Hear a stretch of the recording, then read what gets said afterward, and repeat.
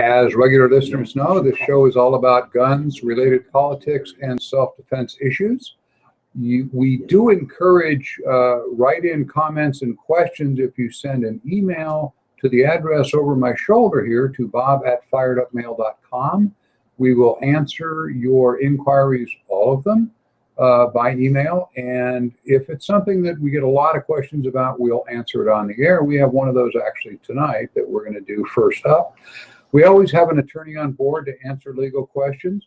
Tonight it is Andrea Lee Loom, who is a criminal defense lawyer who specializes in major crimes, murders. Welcome to the show again, young lady. Thank you, Bob. She's one of those top of the heap lawyers you hope you never meet in real life. And with us also to add the police perspective to these issues we're going to talk about, shooting cases, is world-renowned homicide detective Phil Ramos. He told me to say that. I got promoted.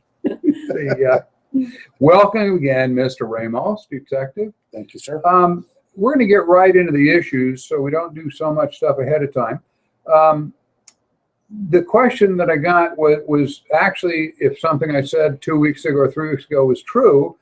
Is it true that carrying a concealed firearm in Nevada is a misdemeanor? And the actual answer is it was true when I said it. July 1st, they changed the NRS, and there was a mistake in it that changed felony carrying concealed weapon, carrying concealed firearm to a misdemeanor. So they had a meeting with all the legislators on the phone and voted to change that. Theoretically, that was a meeting of the legislature on August 10, I believe it was. So as of August 10, it is now once again a felony to carry a concealed firearm without a permit in Nevada. So if you were arrested for between July 1 and August 10th this year for carrying a concealed firearm, it's a misdemeanor. Before that, it was a felony, and now after that, it's a felony, but it's a misdemeanor in between, which makes perfect sense. Yeah. Andy, what I've got to ask is the NRS, as you're aware, says they only make laws when the legislature is in session. And they kind of had a phone conference after meeting with everybody on the phone all at once, and they all voted to change this law back to the way it was. There seems to be an issue there. If you had a client that was charged with a felony during this 6 weeks, that it was a misdemeanor. Yeah, I think if you're arrested during that period of time and charged, then they have to treat it as a misdemeanor. Whether that was a session or a special session or whatever they want to call it to change it back. Like you said, you could still probably contest that, even if it was after that date. You'd have to go at the time my client was arrested. Right. It was a misdemeanor. Right. And now you've made it a felony, but they can't make laws retroactive. Right. So unless they're the federal government, anyway. So it's a small window, but if you happen to have been arrested during that time span for carrying a concealed weapon, or you know somebody that was, you need to have them call Andy Loom. Her number's on our website, Fired Up with Bob Irwin, and she will get that taken back to a misdemeanor. That's and right. That could be a big deal. That's going to be very few people probably. But if you get charged and they go out as a felony, when it actually legally wasn't, your life's going to go upside down becoming a felon. Right. This is a big change. Why did they try to reduce it to a misdemeanor in the first place? Well, if they did reverse themselves. They did it by mistake. They added pneumatic guns, CO2 guns, and paintball guns to the list of things that's a felony to carry a concealed weapon. When they put the new line in, they deleted the last line that said, or any firearm. So when they put the pneumatic gun in, when they typed it, and the Legislative Council Bureau didn't see it, and they all voted on that piece of law, and it passed and signed into law by the governor on July 1st, effective. And then somebody went, oh my God, we took firearms out, because the statute also says, as you know, the NRS says, anything not specifically said to be a felony is, in fact, a misdemeanor under state law. So we don't have, when they write the book with 5,000 pages, they don't have to put is misdemeanor, is a misdemeanor, is a misdemeanor. Anything that's not spelled out to be a felony or gross misdemeanor is a misdemeanor in the state of Nevada. So they made it a misdemeanor. Whoops. I'm wondering about the guy who got arrested the day before when it was a felony and going in and saying, wait a minute, the day after my client was arrested, they changed it to a misdemeanor. Doesn't matter. No, It's one of those things where it isn't really fair, but anyway, I'm sure there'll be at least one case. It'll be kind of funny. I hope you get it, I Andy, hope and so too. keep me in the loop. That'll be fun. When this show ends on KDWN at 7 o'clock, we will switch to a purely internet show. It's on YouTube at Fired Up with Bob Irwin, where you're seeing this visual if you're watching the show. On the radio, you're only hearing it on KDWN. And I will tell you while I'm on that, just for a split second, next week on Saturday is the NRA banquet at the Sunset Station. And I need to be at that, and so do several of my lawyers that work on the show. So next Saturday, we're going to run a repeat of this radio show. So if you're listening to this show and it's the 22nd, we're not here. It's a repeat.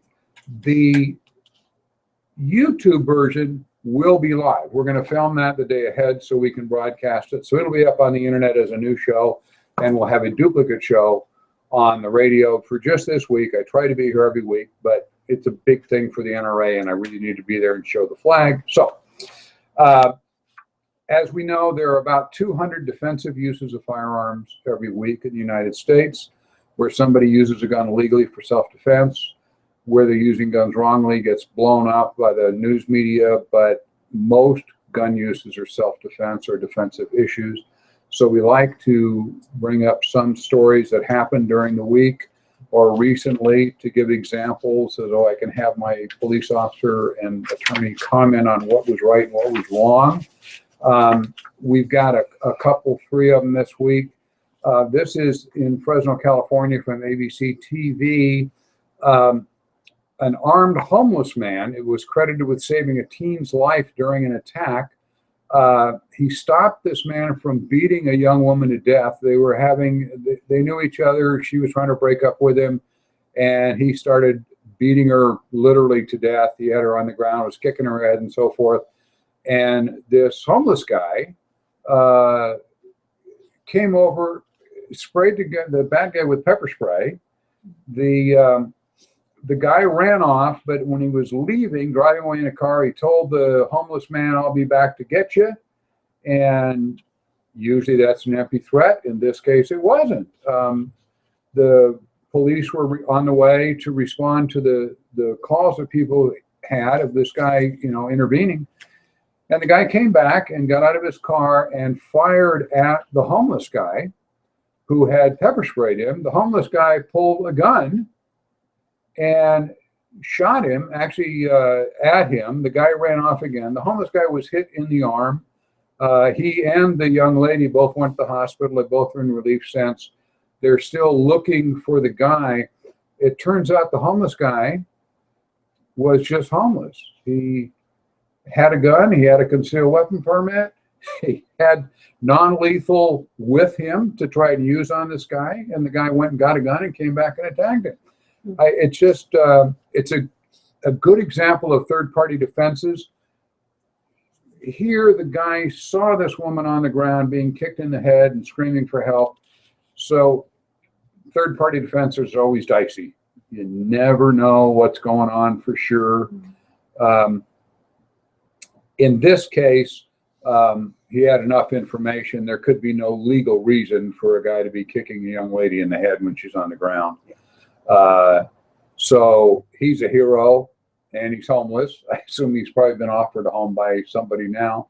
I understand a bunch of firefighters and sheriff's deputies are putting up money to help him find a place to stay and get started again.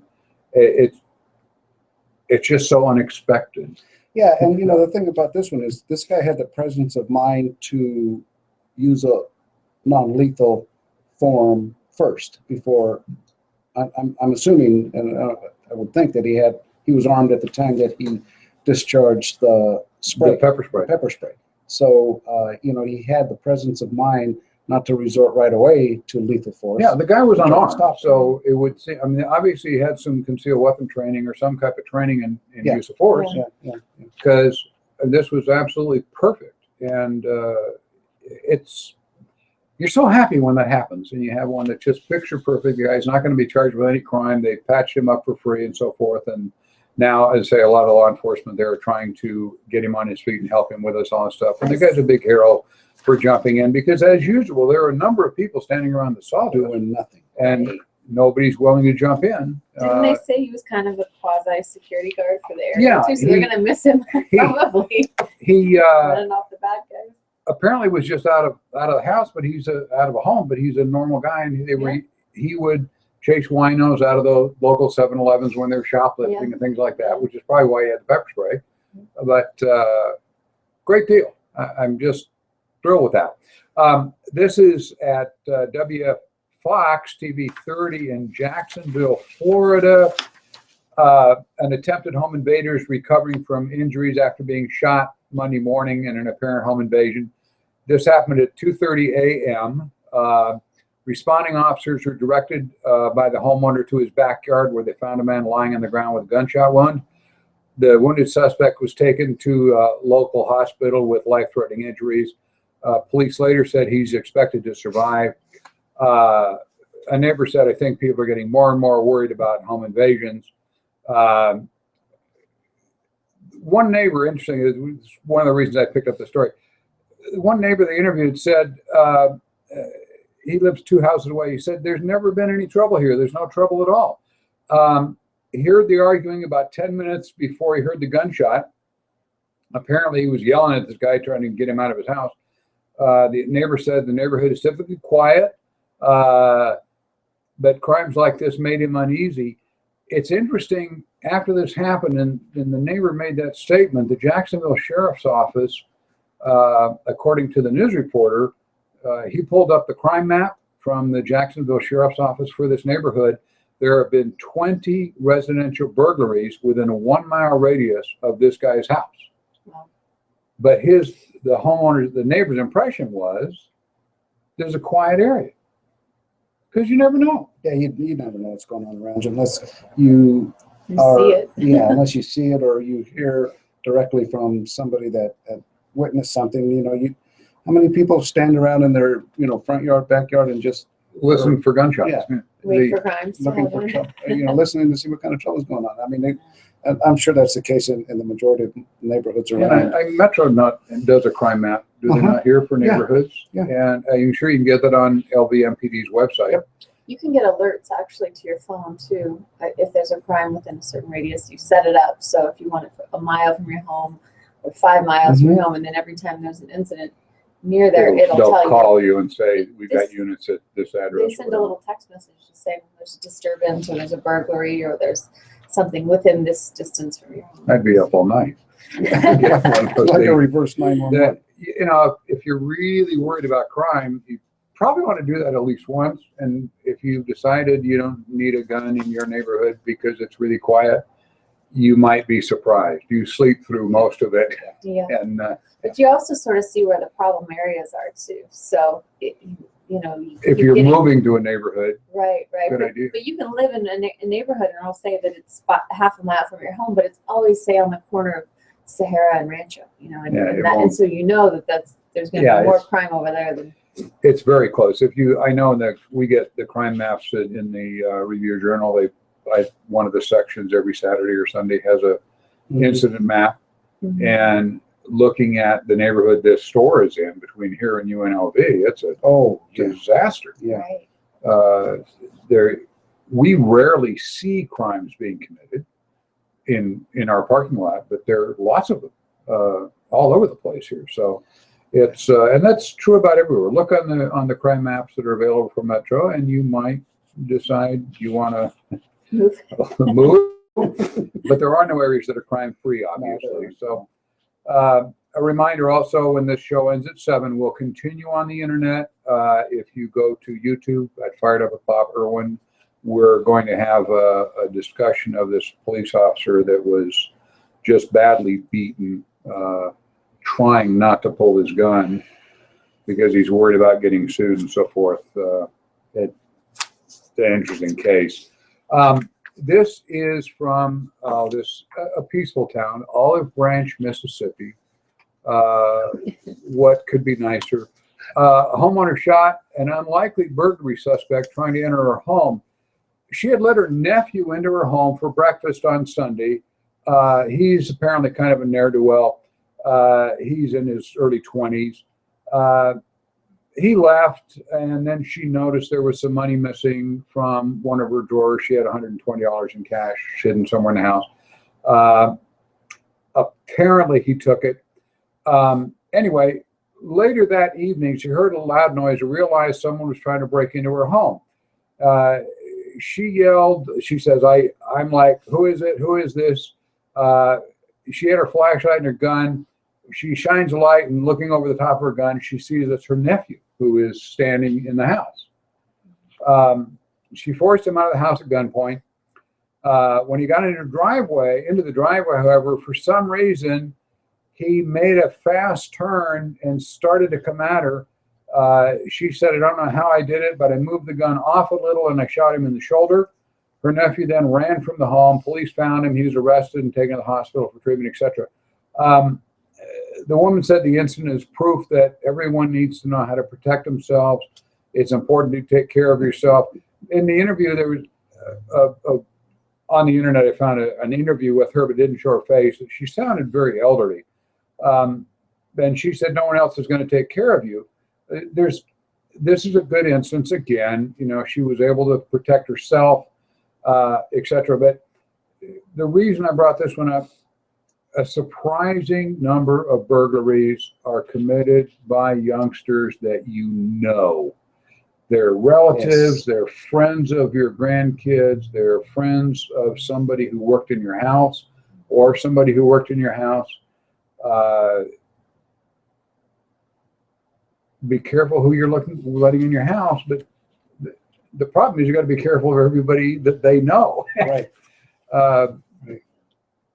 You've got your collection of silver dollars on the wall of your living room. The guy who lays your carpeting or fixes your pipe, not being a bad guy, may say, wow, I was just over here on Elm Street and this lady has all these silver dollars. They're gorgeous, because you're showing it off and it impressed him. Or sometimes they're fingering it for a percentage. Couple things here. The bad guy, when you catch him and you have him at gunpoint, usually they run and that's the end of it.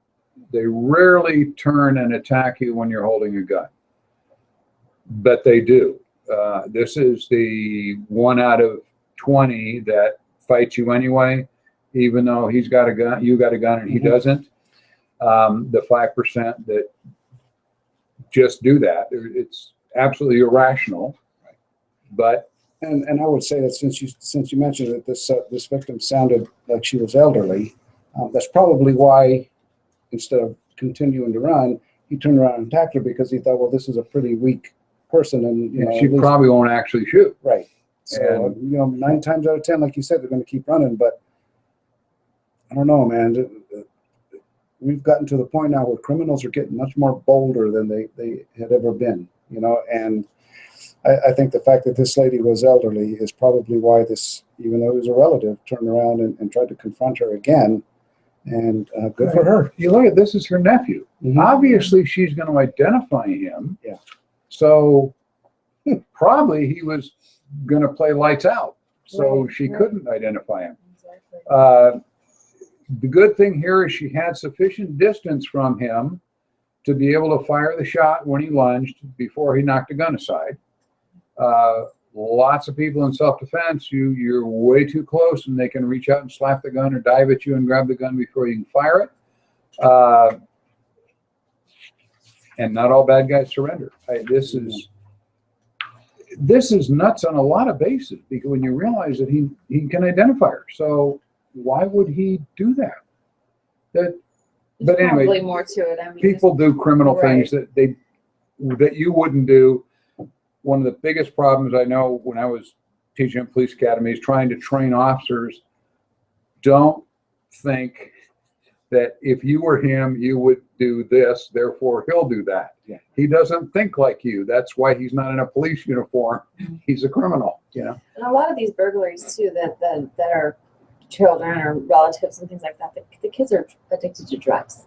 And that's why they're stealing from their parents, their grandparents. And so they're desperate. And so, you know, her trying to tell him no may not be, even with a gun, may not be sufficient for somebody who's really their fix. You look at this and it doesn't make sense. I mean, just, Mhm. but having the gun to begin with probably kept her alive, and being able to shoot it and actually shooting it when she needed to probably saved her life in this case. If you don't have a gun in your house, as I say over and over, you have already decided in advance, no matter who comes into your house, you're going to submit to everything they want, including your life, because you decided not to be armed.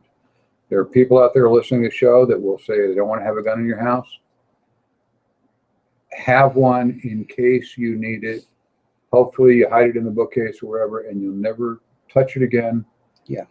But if you don't have one and you need it, it's a real problem. And you know, the majority of the time, people who do decide to arm themselves that are against firearms, the likelihood of you having to use a firearm is very rare anyway. You know, I mean, people are going to go through their entire lives living in their secure homes and not ever have to resort to that. But when you have to, when that situation happens and you're not prepared, then your victimization is going to become much more than if you were able to defend yourself. You know, it's a sad state of affairs when you have to be prepared for the worst and hope that it doesn't happen.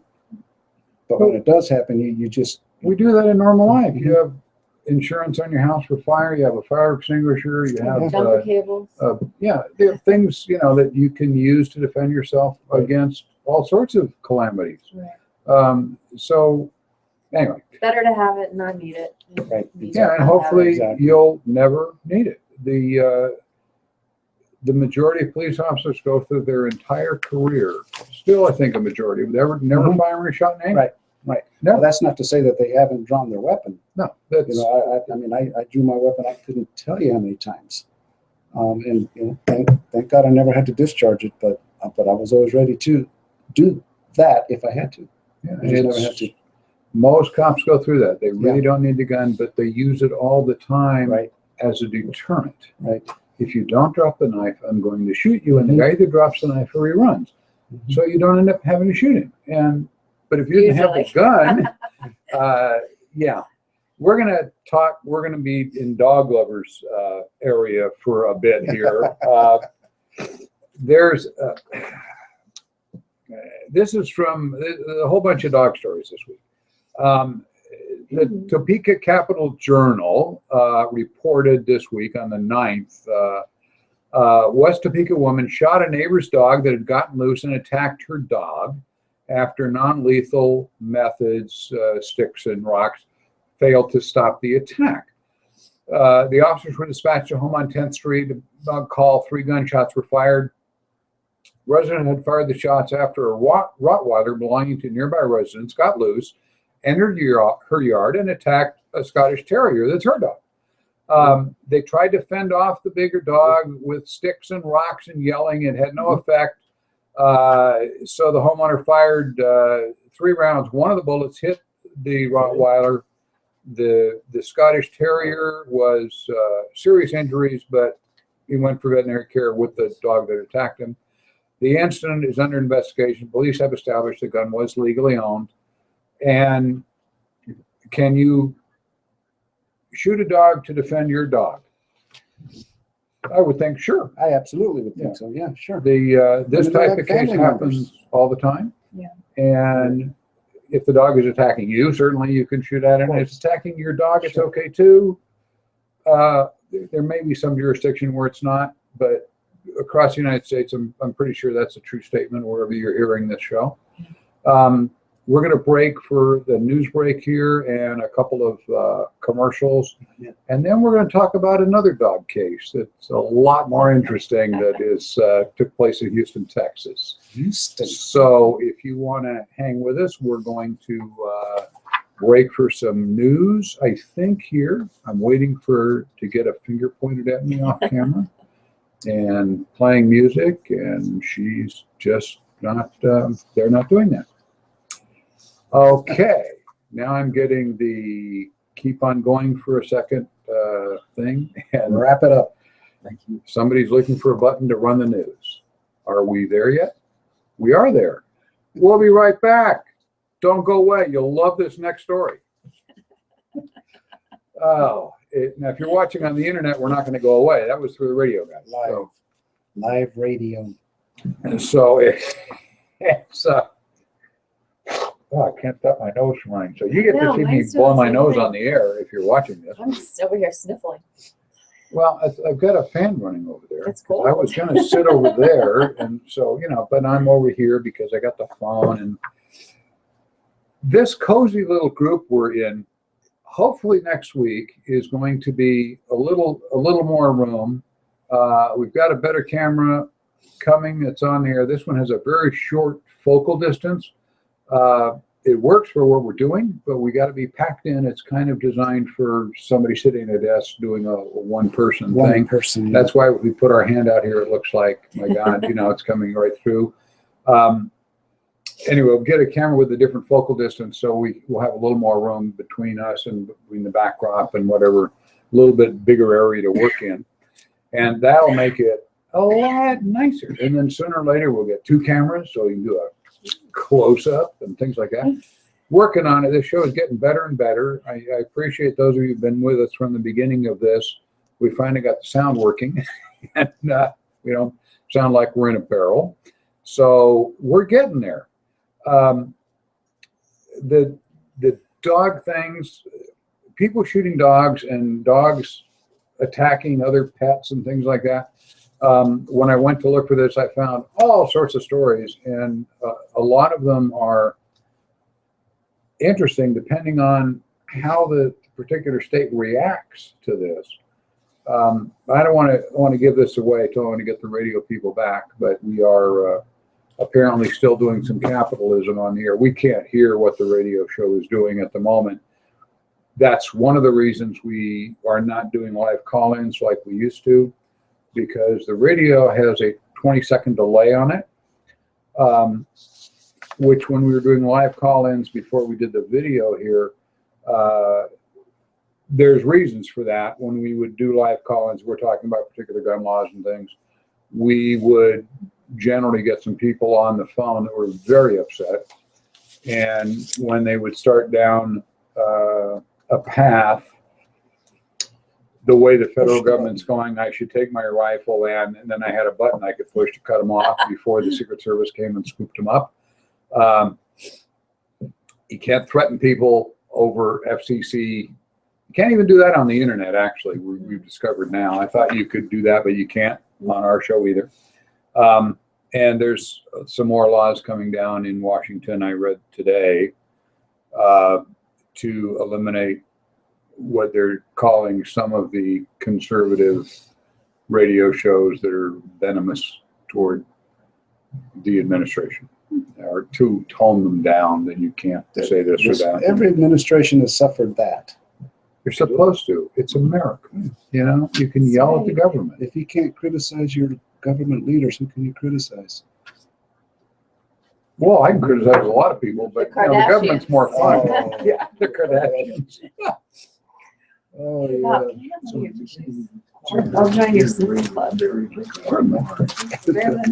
Yeah, that's a good point. I give you a new one too, right? Thank you. It's we're about to come back on the air, and this is kind of fun. Maybe with the new camera and new sound system, we'll never get this to where we can do the video live and have call-ins. 20 seconds. 20 seconds. Gotcha. We can all do a countdown, and then we'll get to talk about a Texas case. Gotta love Texas, man. I just had a whole bunch of my family I- from Texas in town, and we were just carrying on and talking about the show, and they were watching the show, and they said, well, it's not like that in Texas. Can't you defend your car here in your driveway? I said, Every time we have a Texas person, which is almost every weekend, we can see a weapon class, we got to set them aside and say, you can't shoot anybody who deserves it. This is not Texas. There has to be a reason. That's not the It standard. isn't just they're rude. We're on. Okay, we are back. Thanks for listening. We're back on the radio now, and this is a dog story from CBS in Houston, Texas. As usual, I caution everybody with Texas cases because they have different rules. According to police, a scuffle between two roommates broke out at 11 p.m. at night in the Cherry Creek Apartments just outside of Houston. The officers were called, and upon arrival, they found a man believed to be in his early 20s with a gunshot wound to the chest. He was rushed to an area hospital where he passed away. The preliminary investigation, the officers found the alleged shooter was the roommate of the renter of the apartment. He's not on the lease, but he lives there also. Police stated a fight broke out between the victim and the apartment's renter, and the victim allegedly tried to choke the renter's dog because he was mad over the dog barking or whatever. Fearing for the safety of his dog, the renter told police he retrieved his gun and shot the man. Authorities continue to investigate the case. It's being examined as one of possible self-defense. The shooter was questioned and released by police. The case is expected to be turned over to the DA, which is in Texas, that's what happens every case. And they will determine if charges should be filed. Anywhere else in the United States I'm aware of, the guy would have been arrested for murder right there. You can't. Well, that's the legal question. Can that's you a good question. apply self-defense when you're defending your dog? No. I would. You can't. I mean, And they let the guy go. although it depends, because if you not in Nevada, but in some states where you can use lethal force to defend your property, if they're As in Texas. then I mean, I hate to call a dog property, but because like Bo was saying, most of them consider them to be parts of our Well, family, but we consider technically- dogs property. yeah, but not human family members, but technically, would be considered. I mean, property. when I was working court as a bailiff, we had lots of cases where a dog was injured or killed accidentally, and because the animals are property of the person, Right. Right. they can sue for the cost of the animal or the vet bills, but not for other damages, loss of affection and so forth, because the dog is a thing, not a person. Right. But Although I Here- expect that no matter where you are, if you shot somebody who was strangling and killing your dog, you get a lot of sympathy Yes, you from the police, Right. from the prosecutors, and ultimately, if you went to a trial from a jury, they might even Oh, just nullify it. they might. I can see that if It'd be manslaughter at best. there's no man to be slow. And here's I understand what you're saying, but then you would be doing cross-examination on the jury and saying, do you own a dog? Okay, you can be on the jury. Well, most people do own dogs, I think, Yeah. though, right? Yeah, so if you think about it, if you're prosecuted for that by the district attorney, who's an elected official, and then you go for a re-election, and they're going to say, "Wait a minute, you didn't Yeah, you're the prosecute this guy guy. that- Yeah, you're the guy that let this other guy get away for killing a dog. I'm not going to re-elect you, or a judge." Elected officials are going to have to go with the pulse of the people, and people don't like people hurting their doggies. In court, it's going to go on the legal issues, period. It's not going to, but I can see a jury if the DA would have to go for a court trial on this. Oh, yeah. And the And defense would yes, obviously want a jury trial. because you're going to get 1 out of 8 or 1 out of 12 Yep. who is going to say, But if yeah, somebody's he was string- killing a dog. Yeah, but Therefore, that would be manslaughter, though. I mean, if it's a killing in the sudden heat of passion, most people would say that a reasonable person would be so upset about seeing their dog being murdered by somebody else that it's reasonable that they might react in that way. react and kill somebody. react by murdering the person. Right. Yeah. That's what I'm saying. It's a Did you just say that in one sentence? A manslaughter. It's at reasonable to best. react by murdering the person? I didn't think it was Well, reasonable. Well, no, then it would be murder. I understand the Killing. emotion, but It would be killing, Right. but not murdering. and I have 2 Right. dogs. My dogs love me. I mean, I'll bring Goofy in and put him on the air. He's a little Springer And I'm Spaniel, sure you know, that the But- defense would say that he wasn't trying to murder this person. He was trying to stop the threat to the dog. but Wow. The fact there's that a the bullet pierced time his heart. delay here. Right. It If it's wasn't while the dog while is, he was right. joking. Okay. It was just after. Yeah, but you might not. There might not be a cooling off period. I mean, there has to.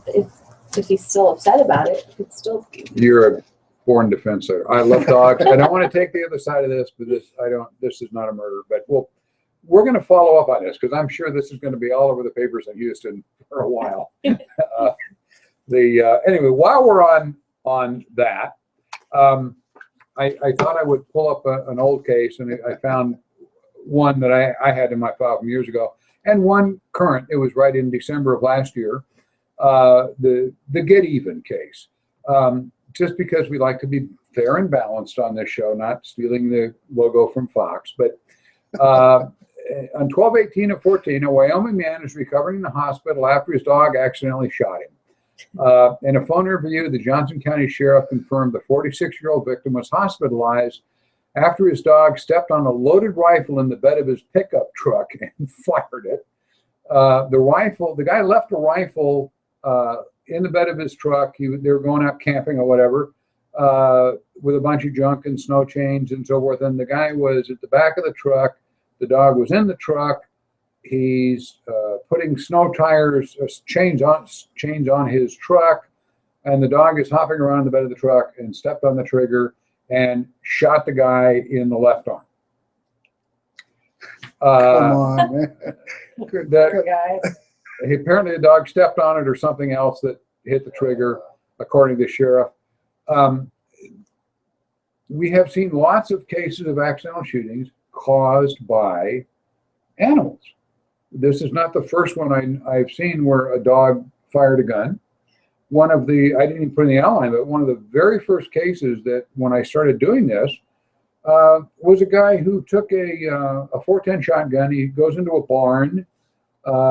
He's going to chase the rats out of the top of the barn down, and so he can shoot him. And he has a 410 shotgun. He leans it on the ladder, and then he climbs up the ladder. Well, he had a dog with him. What does a dog do when you climb up something where you're out of reach? The dog is on the bottom of the ladder doing that and shot him in the butt with a 410. It had to have been cocked and ready to go. I mean, Yeah. how else could... Well, yeah, he leaves a loaded, cocked, safety off gun. That's what this guy did with the gun in the back of his truck. And I had one years ago I covered where a fisherman got shot. He's out in a boat, a little boat. He was fishing. He thought some ducks were fly over, and wherever he was duck season 2, I guess, and he might shoot a duck. And he had a double barrel shotgun that he laid on the opposite seat of the boat facing him. He caught a trout. He threw it up into the boat, and the fish landed on the trigger and killed the guy. He was shot dead by a fish, and they found him in the boat, shot in the face. And Did they euthanize the fish? the story didn't say. The fish killed the human. Whether they killed him, I don't know. I presume by the time they found him, he was probably dead anyway. Yeah. Never walk in front of your own loaded gun. Do I need to say that twice? Yes. I So, think you yeah, do. I think you do. Don't set a loaded gun.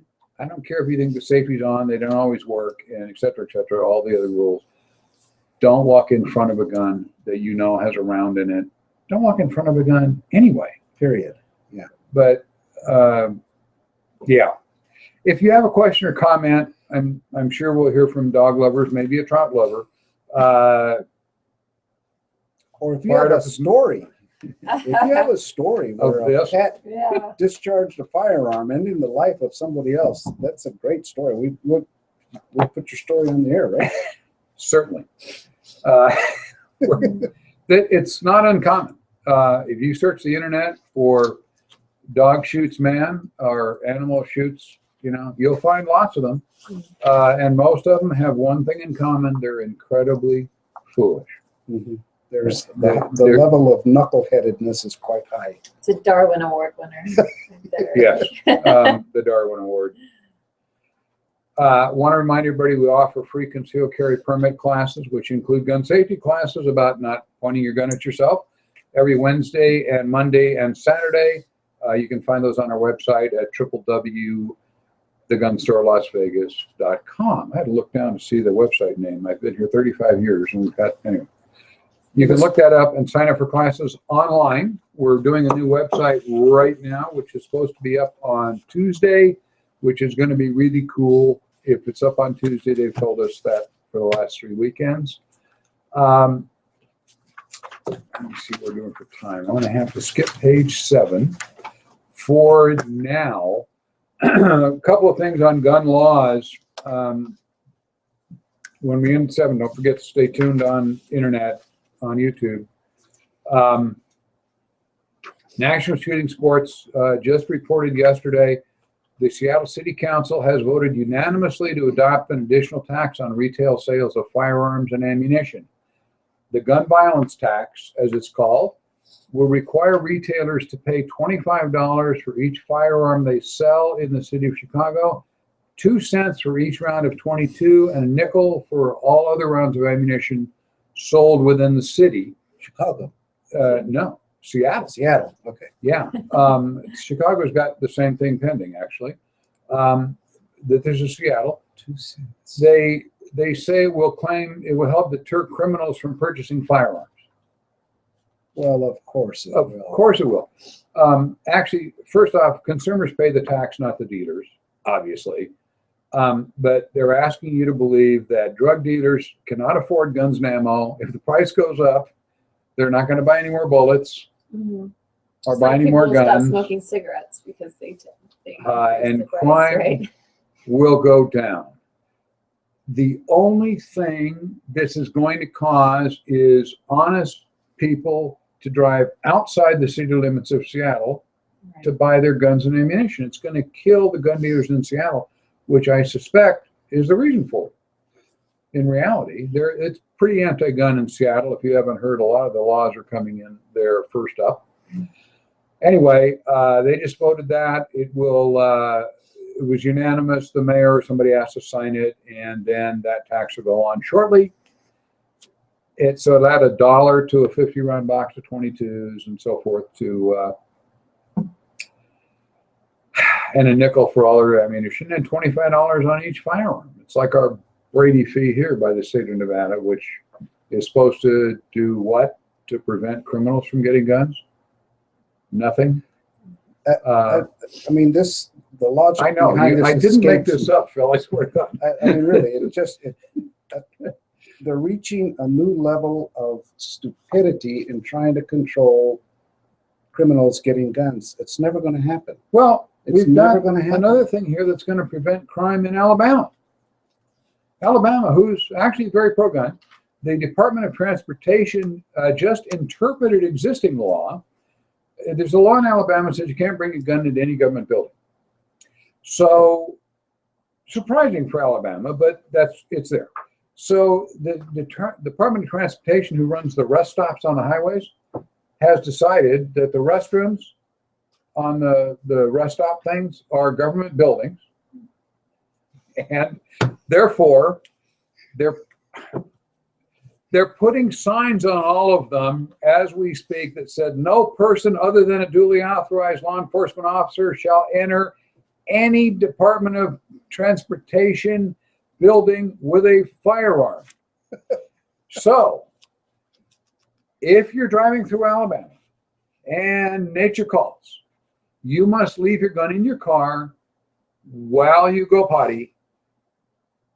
Or you just go on the side of the road. Or, yeah, if you actually go in the building. I wonder if you stand outside the building Yeah. and pee through the window, you I know, would but say. I can't say that on the air. Can't say what.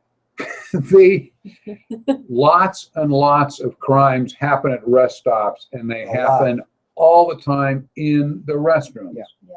Because there's one way in and one way out, and they trap you in there. This is a very common thing, muggings. We get them in parks here and everywhere. They mug people in these places because there ain't no windows, and there you are, and they can't hear you scream, and so on and so on. Hey, I have an idea. Why don't we well, sell gun lockers to the DOT, Department of Transportation, and they can put the gun lockers right outside of the entrance to the bathroom so that before you go pee, you lock up your gun. Well, then you still get robbed or raped in the bathroom, though. Yeah, but you won't be violating. But they won't break into your car to get your gun. Right, yeah. Alabama, isn't This that where is- Forrest Gump was from? Ready, Alabama Transportation Department. This is stupid. I just think there's going to be a mess outside of the building. That's what's going to happen. As usual, you're looking further ahead than Phil or I are looking. Just don't go in the building. And this Sunday, that would be tomorrow, the Oregon state statute requiring background checks for all firearm sales goes into effect. It's signed by Governor Kate Brown, signed the bill May 11th, following a rather intense debate and a lot of yelling and screaming in the legislature in Oregon. It is the 12th state to require universal background checks. So now, if tonight you can sell a gun to your neighbor in Oregon, tomorrow you can't, or tonight after midnight you can't, without going to a gun dealer, or I presume calling. I don't know how you call anyone. You have to do this in person because they have to get your ID. You now have to go to a gun dealer and do the background checks and so forth. I assume that applies to criminals too. So the gangsters in Seattle, or I'm sorry, in Portland, which is a horrible gun crime. Portland is overrun with gangs. If you haven't read the paper, it is one of the worst places in the country for gang warfare. As you don't follow it, you wouldn't know, and why you would think Portland, but it is really bad. They will now have to get a background check so the criminals won't be able to get guns, right? Well, stop the madness. You know, this is just ridiculous. I mean, Meet me at the gun store, homie. yeah, the intent of the law is, you know, okay, Background check. I understand the elected officials are desperate to find some way to stop the killings and stop the madness and stop all of this. This isn't going to do it. It's not going to do it. I mean, that's why criminals are criminals, because they don't obey the law. Yeah, they steal guns and they sell them they buy them to go do robberies or do drug runs and so on and so on. So they're going to obey the law that says they have to if they can't pass the background check, then they're not going to get a gun, right? Because now they can't even buy one from a private party. Yeah, like Andy said. The number of Homie, straw meet me at the gun sales store. is, We'll run your background. And I'll give you guys. if you don't have your guns in a safe in Oregon with a bomb attached to it, if somebody breaks into it, you need to do that, because the burglary rate's going to go up. And I will forecast right now, for the record, there will be no drop in crime caused by this law, and there will be a huge non-compliance. I would guess 80% of the people who buy guns privately will still buy guns privately and go to hell with this, because they don't want to be on the government list of who owns a gun. This is, you know, that's 3 of these tonight, and I left a couple out that I'll get onto next week that are about to go into the law also in different jurisdictions.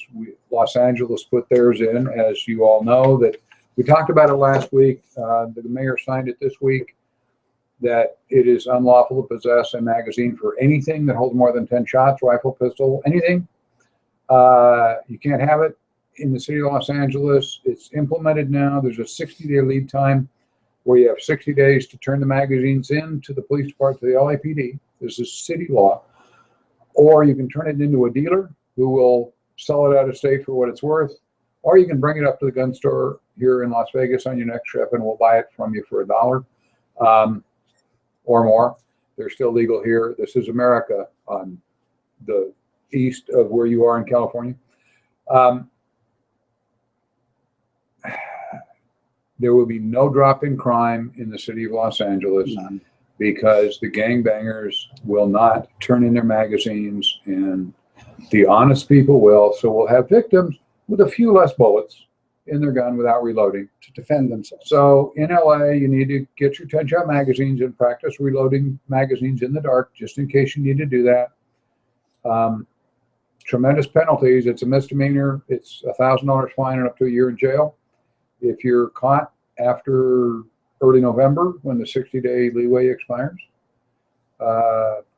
it's a gun crime. So you may find, if you still do that, that they take away other rights because now you've committed a gun crime, right? Under state law, because it's a misdemeanor gun crime, and the state law says you commit a gun crime, you lose other rights.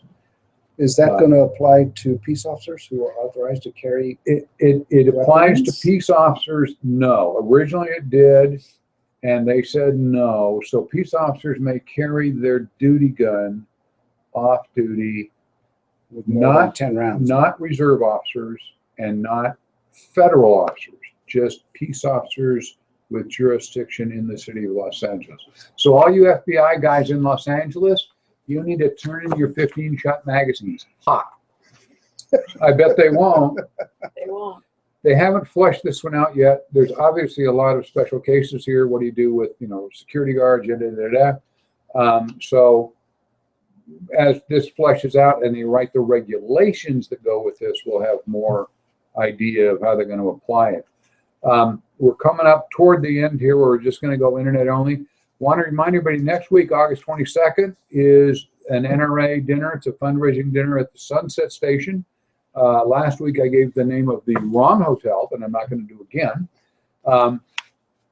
Tickets for that fundraiser, they're giving away a lot of guns and drawings and things. They're giving away $30,000 worth of guns at this dinner. Ooh. For drawings and things. You may call locally the number here, but it rings in California, area code 702-308-0252. We will have that here at the gun store if you don't have a pencil. 702-308-0252 to get tickets. It's like $75 for a ticket, and then you get a whole bunch of drawing tickets with it. So you're going to walk out with more stuff than you gave up to get in. On the 29th and 30th, weekend after next, there's a Crossroads gun show at Cashman Field. We will be there, at least we'll be there Saturday and Sunday selling our range brass if you need some brass. We're also going to try and get one of our attorneys down there at least on Saturday to address issues that you may have you don't want to write us an email about. And I know, we get lots of questions where they think they might be doing something illegal and they don't want to call on the air or write me an email that says, I think I'm doing something illegal, because they have to tell me how to contact them back. So we will have an attorney there. Maybe, perhaps Andy will be there. I don't know where you're at Saturday, but I'll have Alan there in any case. Saturday afternoon, we try and always have a specific time, like from noon to 2, we'll have a lawyer there. So if you want to ask a question about a gun law privately, you can do that, because it's attorney-client privilege. She won't rat you off. She may tell you, give me $1 though. go to, yeah, you got to hire her for $1, and she will give you some advice on that. And our regular guys will be there to talk to you about gun laws and things. A week later, we have Rocky Mountain at the South Point. Those are both nice shows. We'll be at both of them. And the next one up here near us on Sunset is going to be October 17 and 18. We'll talk about that later. Next week, we will be running a repeat of this show. So if you're listening to the radio show on the 22nd, it's going to be a recording of this show. There will be a new video on the Fired Up channel on YouTube. We will be back next week from 6 to 7:30. Thank you, Phil, for coming in. Always again. a pleasure, my friend. and Andy, this is for the radio guys, because we're gonna stay on and get Phil really riled up here on another issue in about a minute. So,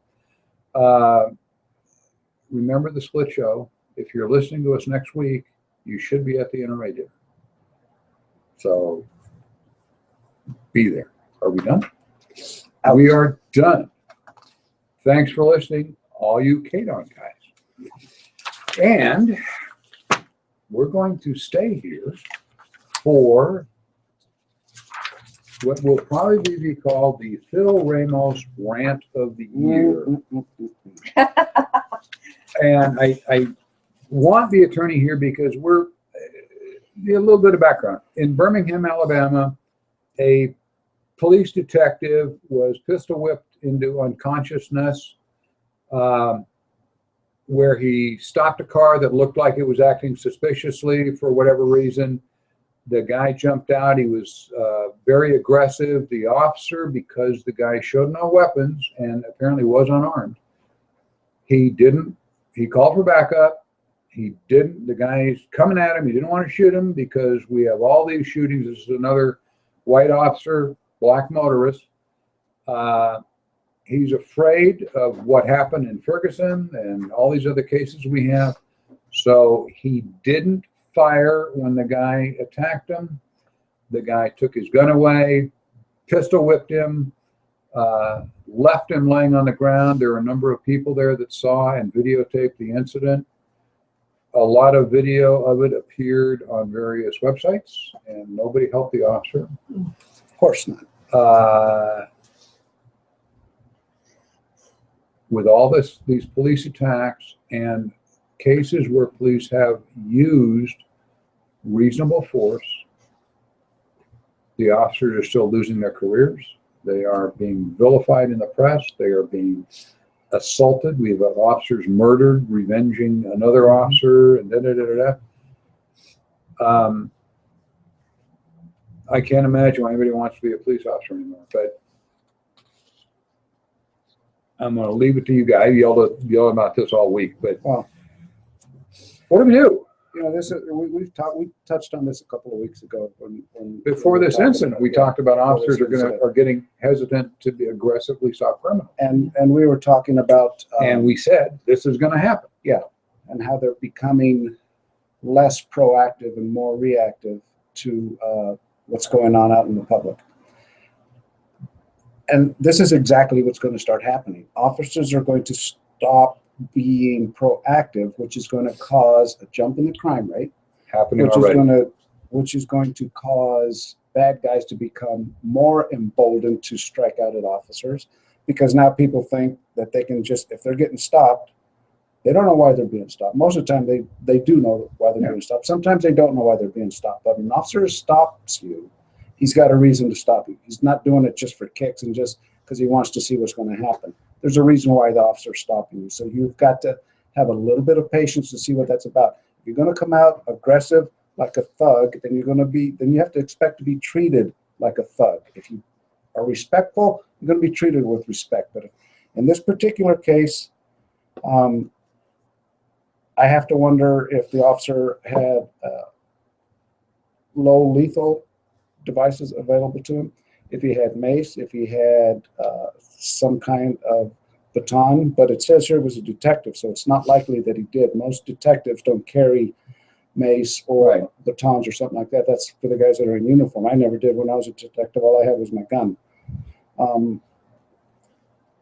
This is going to be a trend. This is going to become a problem. And what I expect to start happening is that officers, when they get put in this type of situation, are going to say, hey, did you hear about that guy in Birmingham, Alabama that almost got killed because he didn't do anything? So they're going to go back to reacting the way they're supposed to react, and it's going to just be a vicious circle of things like this happening, because there are certain segments of society that think they can now attack officers with not having to pay anything for it. You know, this is, they're angry people coming out after the cops because of what cops are doing all over the country. So I have the right to attack a cop if I want to. bull. It's really not happening all over the country. There have been several instances where the cops were clearly wrong, but the ones where the police are right are still treated as the police wrong. We've got, now they just finally took the state of emergency off of Ferguson, and they're still picketing and yelling, hands up, da da da da, when every agency conceivable investigated that shooting by Officer Wilson, and he was exonerated. It was a good shoot. Even the Attorney General of the United States said it was a good shoot. And they're still picketing, like, you know. Yeah, doing the hands up to shoot, which was proven as to if be, that was a murder. And it wasn't a murder. He was attacked. And I know what this guy's thinking because he's watching that. Mhm. And it's the same thing. He's got an unarmed black guy coming at him. And oh, geez, if he was white, I'd blow 15 holes in him, but I can't shoot him because it's going to be white on black, and therefore the police are wrong, and they're going to picket and yell and throw bricks and whatever. And the officers cannot not enforce laws because you're a minority, and even minority officers can't. Even in Ferguson, the minority officers are being yelled at that they're racist black cops that are attacking black people because they're racist. Have you seen that? I mean, that's the most ridiculous thing I'm sorry. I'm going to go on a rant here. I don't think there's anything wrong with having a higher level of scrutiny of officers across the country and implementing things like body cams and all that. There should be accountability, definitely. Yes. But I think I agree with you completely. The officers should not do their jobs because they're afraid of some sort of public outcry. Because that's always going to happen. It's always going to happen. I'm going to lose my pension. My family is going to lose their medical coverage. If I was a cop, I would want all those things, the body cams, the this and that, because then you can show absolutely that you didn't do anything wrong. And most cops, I agree with that. Where they've had body cameras, they have worked. The lawsuits against police are half, and most of the ones that still go, the officers found that he did it right or almost right. In confrontations, you have right and wrong, and you have a lot of them that are in between, where everybody probably could have calmed down a little bit. It's the male ego jumping away here, but the women cops don't do that as much. They're nicer. Always. Some of them. Well, and let me speak to that. It sounds, just that comment by itself, people will misinterpret that and think, well, that's a sexist thing to say, but it's not. I've worked with a lot of female officers, and female officers handle high stress situations differently than male officers do. It's in our genetics. But there's plenty of times when I would rather have had a female officer diffuse a situation than have 3 or 4 other male officers and continue the chest pounding and let's see. We have egos that are different, and women are better at talking people down.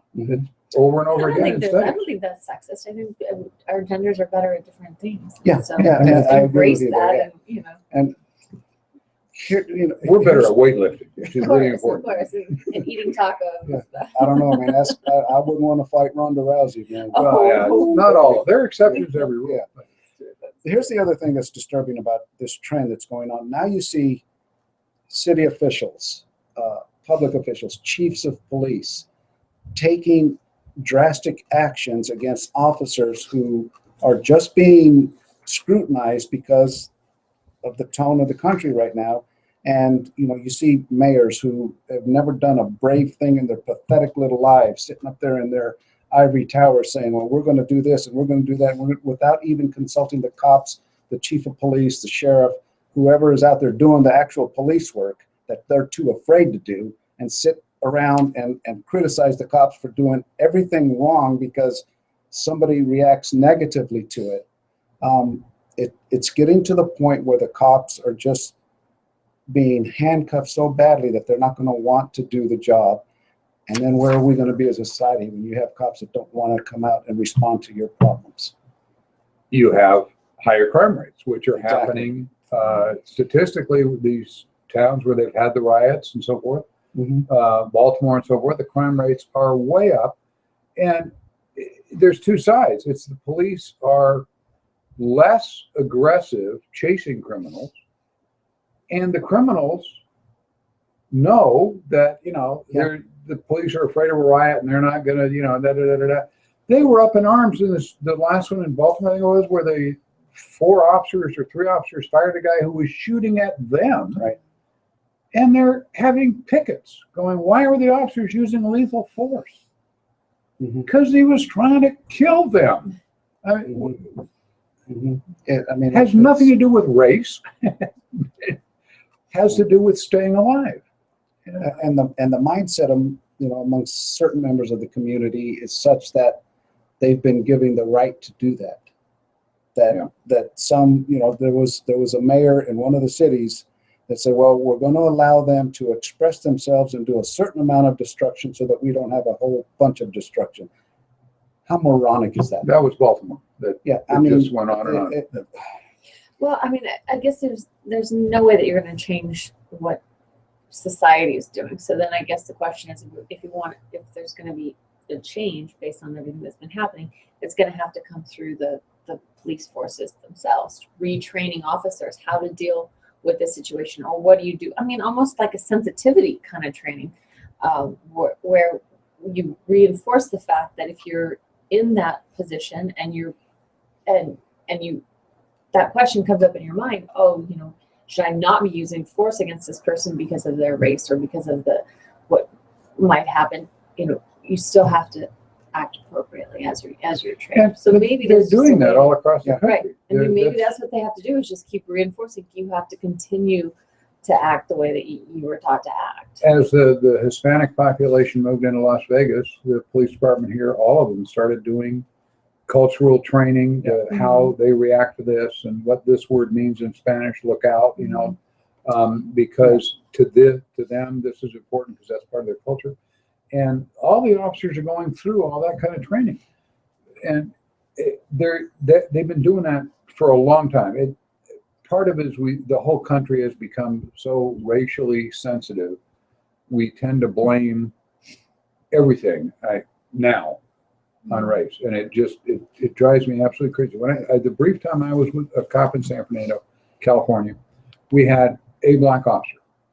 And we're shooting at the old silhouette targets, the guy with his hand on his hip and whatever, which is a black guy.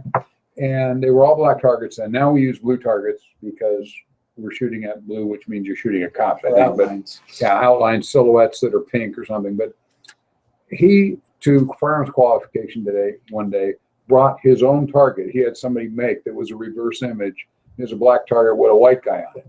And he didn't say anything. He just pinned it up downrange, and it cracked the whole place up. If you did that today, you get fired. You'd have to get fired or have disciplinary hearing. We all understood it was a joke, and there's no sense of humor anymore. And this thing to me, this just put it absolutely over the top.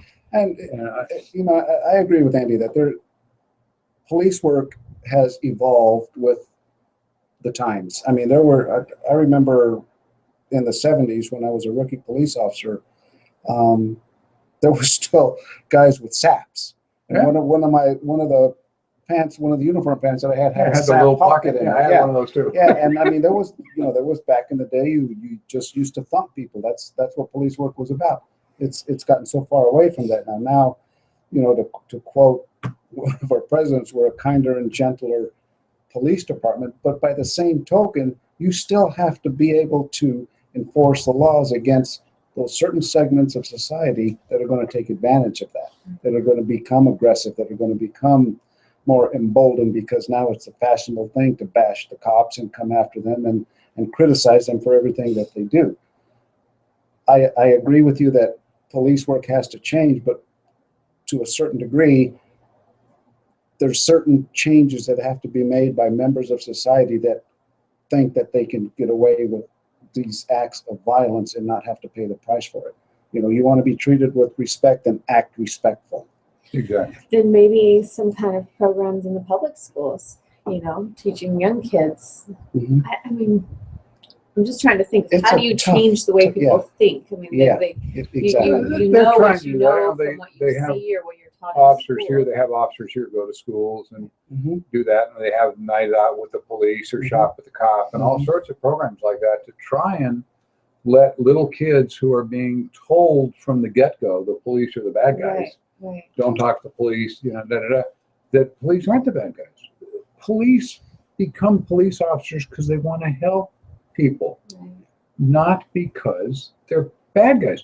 And there are police officers who join the department because they want to carry a gun and beat people up. And they weed them out incredibly Very quickly. fast Yeah. Very because quickly. they're training officers and everybody around them goes, Yeah. man, I don't want to work with you You're a because you're a bully." jerk. Yeah. I when I was a training officer, I had to write that up on probably 2 or 3 people that I said, "Why'd you become a cop?" Because I look good in a uniform. Oh gosh. Yeah, I want to carry a magnum. And when I want to when carry we a do magnum. the shop with the cop stuff, when we started shop with the cop, I would take 2 or 3 kids and we'd walk away. And the thing that I always noticed about this was that the kids from Child Haven, when we took them shopping, it was, to buy them Christmas presents. None of them wanted to buy presents for themselves. They wanted presents for their siblings. They wanted presents for my brother, my sister, my mom. Can I get this? And every one of us, every one of the cops who did that, we reached into our pocket because they would only give us like $25, $30 for these kids. And it wasn't enough for them to get what they want. So each and every one of us would, dip into our own pockets and come up with $30, $40 to get these kids what they wanted to get, never for themselves, for their siblings. And that blew me away when I saw that, and it happens almost universally. Yeah, Because you people can't help are it. fundamentally good, Mhm. I think. People are. The next So- time you have a interaction with a police officer, you see one in a restaurant or whatever that, or even coming up and saying, "Why were you speeding?" Tell him you appreciate the work he's doing and him protecting you and your family. They really need to hear that right now. They're Especially taking an right now. awful lot of flack. Especially right now. So do something kind for a police officer. They will appreciate it to help them keep their head on straight. This is a really tough time. They're afraid to sit in their car with their dash light on writing a report that somebody's going to come up and shoot them. Mhm. It's happened all across the country. And that's happened, historically, stop. that's happened in the past, but not to the extent that it's happening now. It's huge now. It's It's happening become the thing to so do. much more often than it did before. I remember in the early 70s and early 80s that, we'd bury maybe 1 or 2 officers a year, every 2 years. In the last 5 years, we've lost so many officers to criminal acts, not, car accidents or something like that, but just flat out attacks on officers, ambushes on officers, that it's scary now. It's as scary as it was to be a cop before. It's even more scary now. Oh, and now it's hardly worth the retirement and the health care Mhm. and all that. Mhm. It's because you are literally risking your life just directing traffic. Because somebody out there wants to shoot a cop and get his bones in the neighborhood. Mhm. Got to stop. So when you see a crime, somebody who's about to do this, call the cops. You can do it anonymously. They have all those programs. Call 911 for your bud's cell phone and just say, look out, this guy's about to do that. So the officers can protect themselves. This guy in Birmingham knew he's by himself. He'd already called backup. And that's probably the only reason he's alive today is the backup was coming down the road and the crowd scattered. But